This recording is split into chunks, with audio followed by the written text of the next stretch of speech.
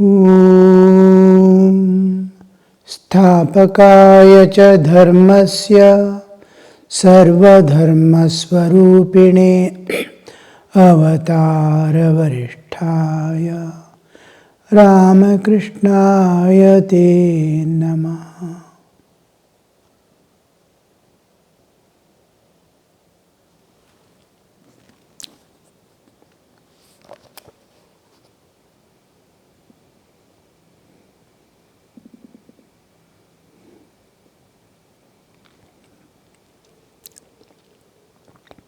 Master Sri Ramakrishna is speaking to Yam reproachfully.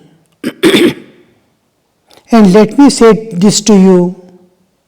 Your father and mother brought you up. You yourself are father of several children. Yet you have left home with your wife. You have cheated your parents. You have come away with your wife and children, and you feel you have become a holy man. Your father does not need any money from you, otherwise I should have cried shame upon you. Yam has come away from the family because of conflict with his stepmother. And now the Sri Ramakrishna wants them, because it is not a renunciation, giving life for God and life for others. It is life that he has left out of selfishness, self-centeredness. When a householder has duties to perform, a renunciate doesn't have any duties to perform, because the ultimate goal of human life is realization of God.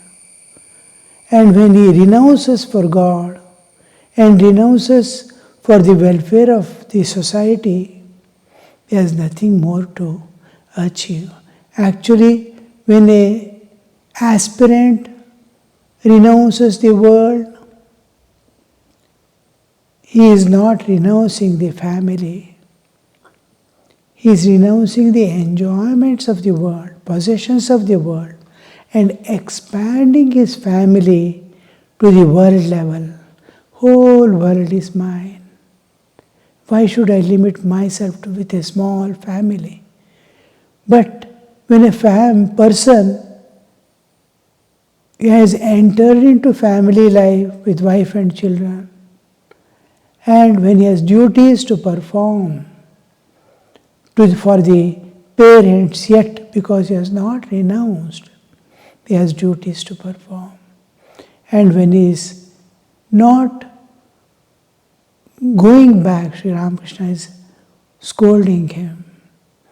You should not have done this, because it is going to become adharma, because it is for selfishness and self-centeredness. However difficulties a man may have to suffer for the sake of dharma, it is righteousness. The basic existence of humanity is righteousness. You cannot go against the laws of nature. Here, because of the laws of nature, because of the consequences he has to pay later on,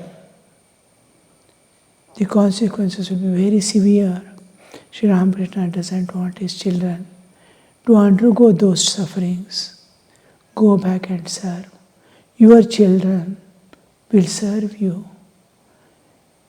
If you don't renounce because of small freedom he wants to live as he wants. When we live in a family life, we have to sacrifice somewhere or other little. That's why Sri Ramakrishna says, once you are married, you are totally bound. You have no more freedom. You You can't go away and stay independently out of house even for a week. Such is the, unless I am earning, some office deputation is there, they will accept in the family. Otherwise, you can't. There also is bound. So here we see Sri Ramakrishna he is not against leaving the family, but leaving the family for selfish ends he doesn't want. Everybody in the room became grave and remained silent. Master, a man has certain debts to pay. His debts to the gods and rishis. And his debts to mother and father and wife. He cannot achieve anything without paying the debt he owes to his parents. A man is indebted to his wife as well. Harish has renounced his wife and is living here. If he had left for unprovided for, if he had left her unprovided for, then I should have called him an abominable wretch. Abominable wretch. How much responsibility each person bears, you see. After attaining knowledge, you will regard that very wife as manifestation of Divine Mother herself. It is written in the Chandi, the goddess dwells in all beings as mother. It is she who has become your mother. All women you see are only she, the Divine Mother, is going to the highest human understanding. It is the acme of morality and a vast dimension of spirituality. When we come to this, to look upon every woman as manifestation of Divine Mother, what more you want? What more purity can be there higher than this? To see Divine Mother in every woman. All the women you see are she, the Divine Mother. That is why I cannot rebuke even Brinde, the maid servant. There are people who spout verses from scriptures and talk big, but in their conduct they are quite different. Ramprasanna is constantly busy procuring opium and milk for the Hati Yogi. He says that Manu enjoins it upon man to serve sadhu, but his old mother has not enough to eat. She walks to market to buy her own groceries. It makes me very angry. These are all devil quoting scriptures. We call it Anukula Vedanta. He is quoting scriptures. Manu has enjoined that a householder must serve sadhus.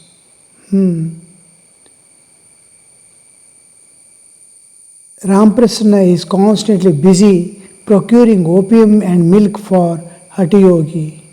He says Manu enjoins it, man to serve the sadhu. Sri Ramakrishna is telling. But his grandmother, his old mother has not enough to eat. She walks to the market to buy her own groceries. It makes me very angry. Sri Ramakrishna tells others also, wherever you see adharma, don't keep quiet. Being silent, go away from that situation or tell a word. Otherwise, it's going to catch you. It is a silent acceptance.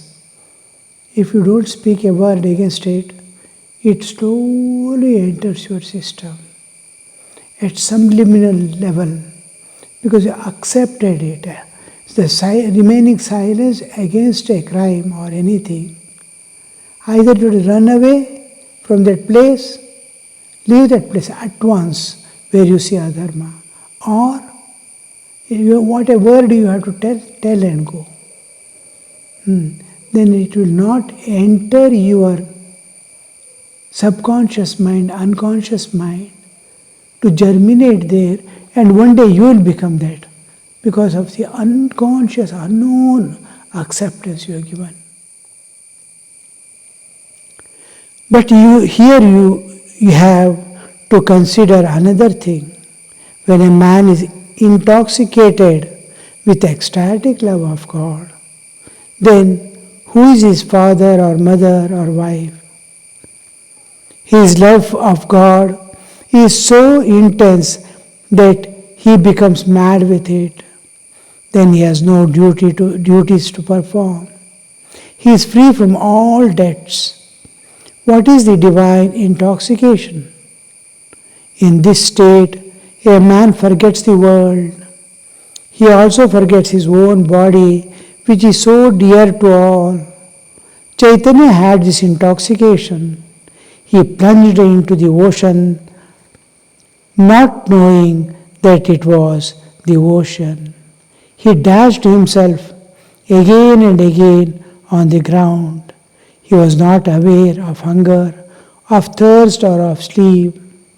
He was not at all conscious of any such thing as body.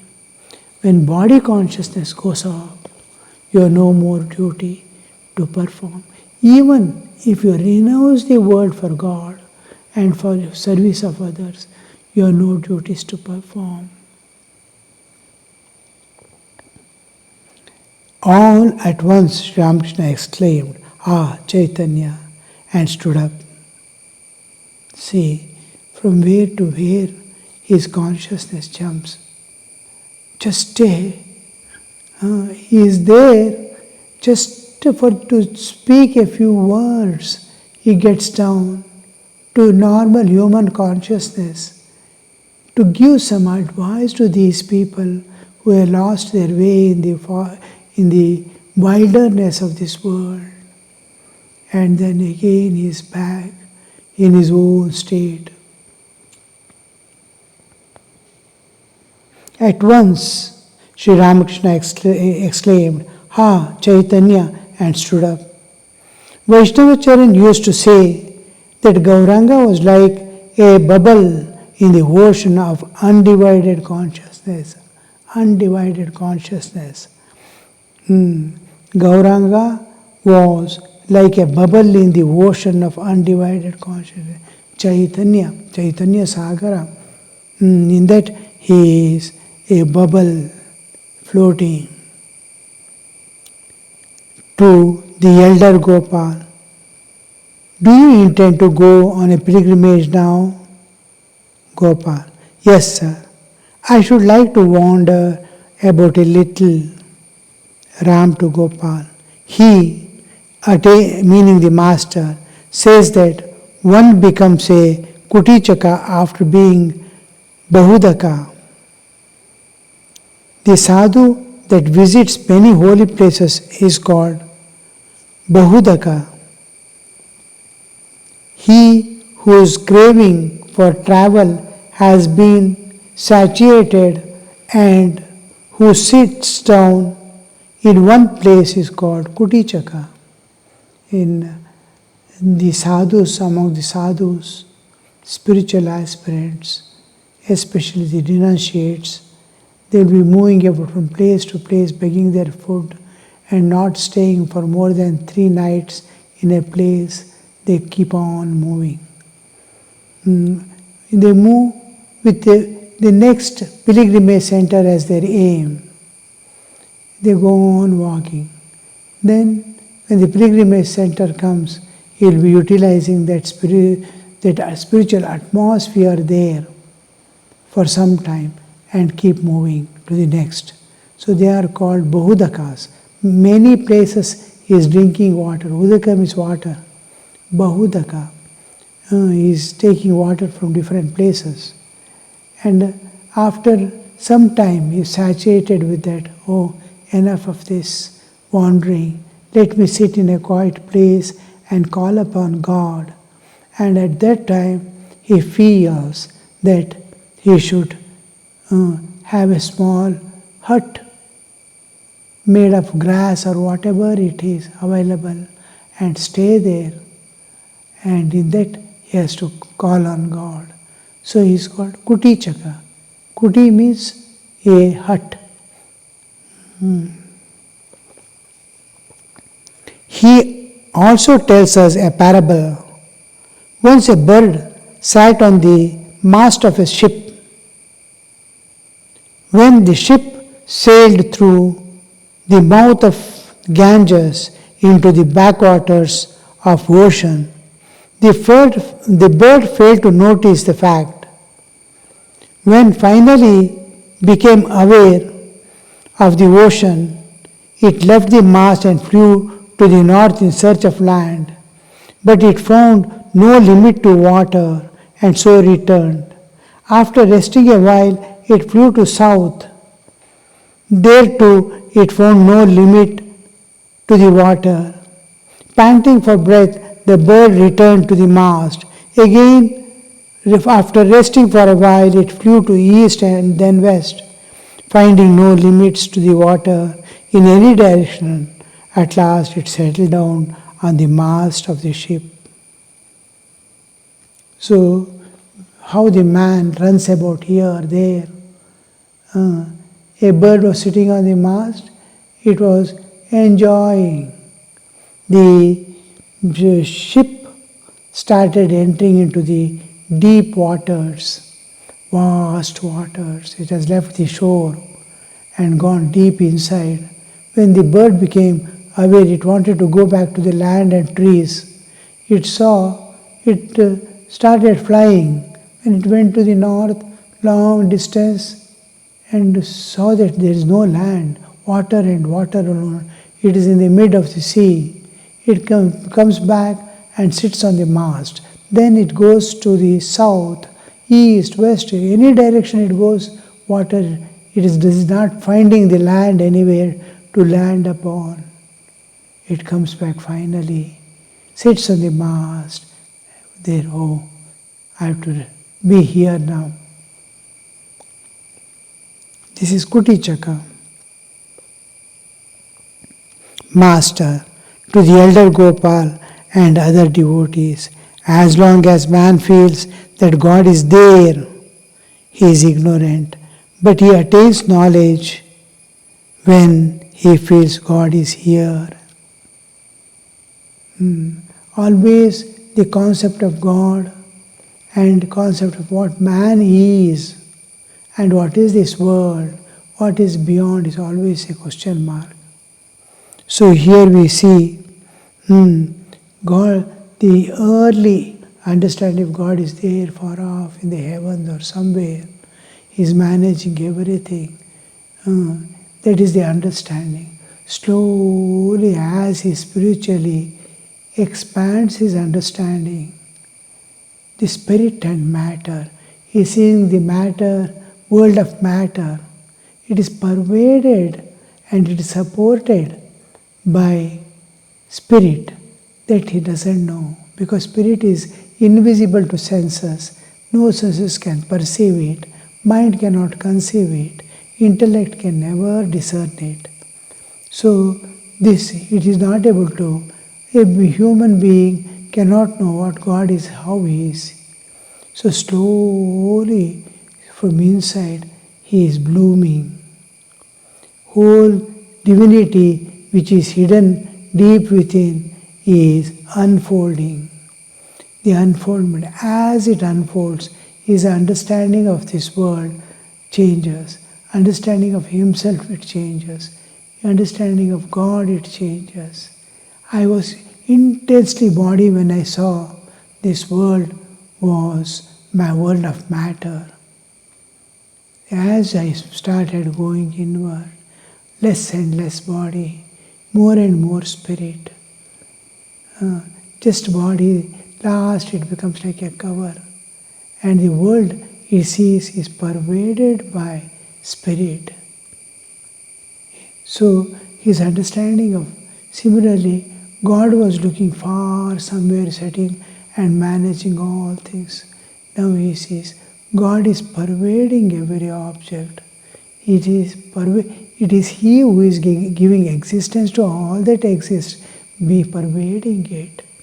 So God is here, God is everywhere, God is within me, God is within my reach.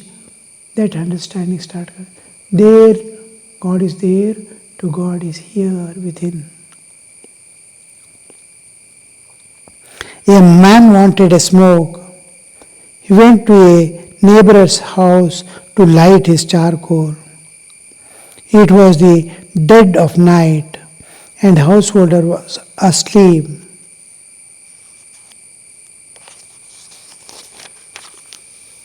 After he had knocked a great deal, someone came down to open the door.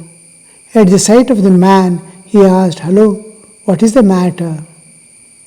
The man replied, "Can't you guess?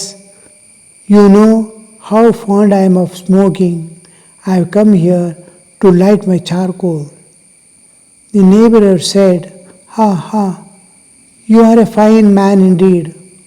You took the trouble to come and do all this knocking at the door. Why, you have a lighted lantern in your hand." All laughed. Those were the days when electricity was not there. And wherever you go, you have to carry a lantern or a lamp. So he is carrying a lamp to light his charcoal. In his house there is no fire. So he goes to the neighbors and then knocks and see. When they come out and see, "Why have you come?"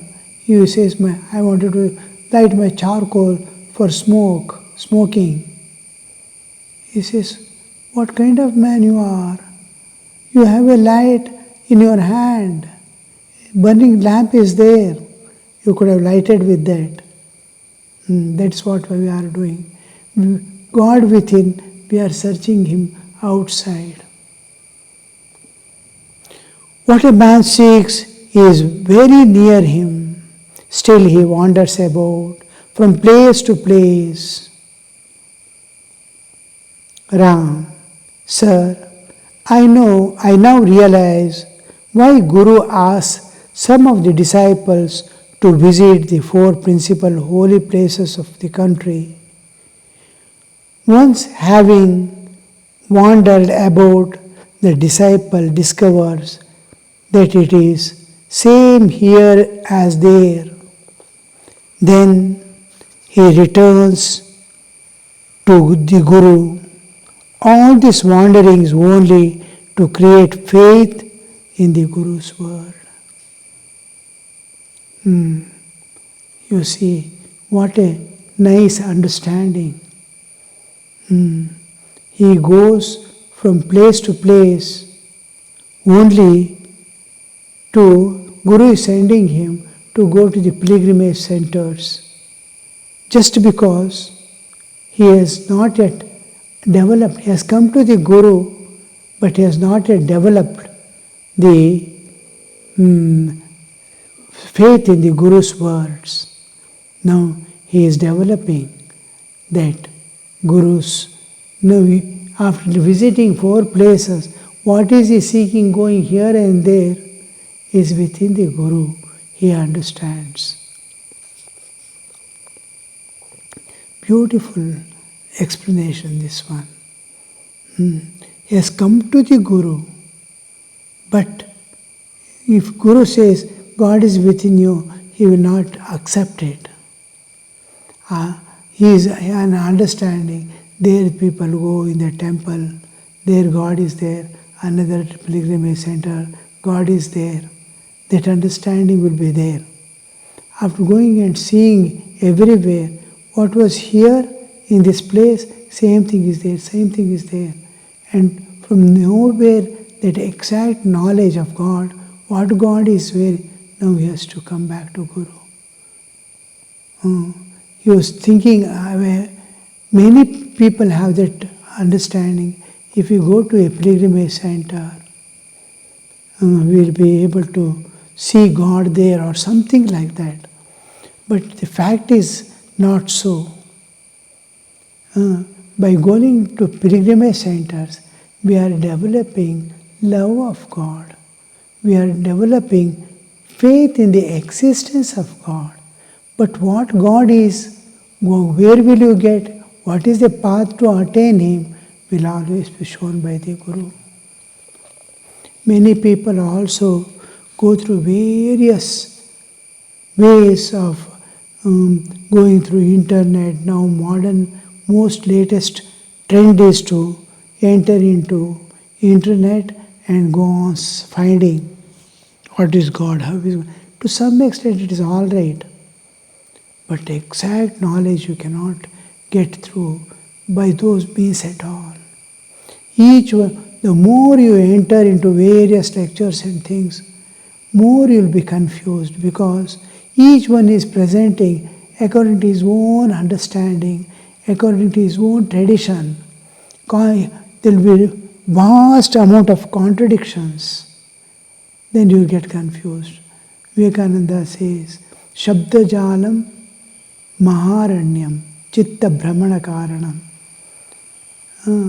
Shabda Jala. It is all they are trying to explain an inexpressible entity. There he gets caught. We see, especially regarding the chakras, the Shat chakras, Muladhara, Swadhisthana, Manipura, Anahata, Vishuddha, Ajna. So many people awakening Kundalini, this, that, so many things they say. But the real chakras are where the spirit and body are meeting deep within.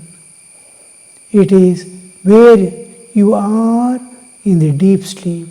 From waking state you are identified with body, you leave the body, you enter the dream state. From there, already you have gone so depth in the yourself, far from the bodily existence. Then you leave the mind and senses also. Dream ends, you are in deep sleep. There, leaving all your knowledge and identity in causal body, you go still deeper. Only your consciousness, Chaitanya. Vyashti Chaitanya is separating from all the three bodies. There, at this junction between the spirit and matter, the chakras lie. In meditation you have to go as deep as that to reach that. Om Shanti Shanti Shanti Hari Om Tat Sat Shri Ramakrishna Arpanamastu.